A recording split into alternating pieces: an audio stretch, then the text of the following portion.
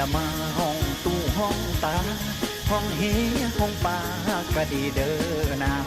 ห้องเฮียห้องป่าก็ดีเด้อนางห้องอายยันคนเขามองคนหัวพองเหมือนนิทานหัวนางเหมือนกับคุณลูกคุณลางแม่มาคุณลางแต่อัวมักคุณลูกแม่มาคุณลางแต่อัวมักคุณลูกคำหนึ่งกะเท่าสองคำก็ยังห้องเท่าโบเมของเจ้าโบเว้าโบบอกสอนหวาห้องอ้ายห้องพีคำดีๆห้องเฮียห้องป่าห้องเท่ามันตกใจวะผ้าให้หัวใจล่าลอย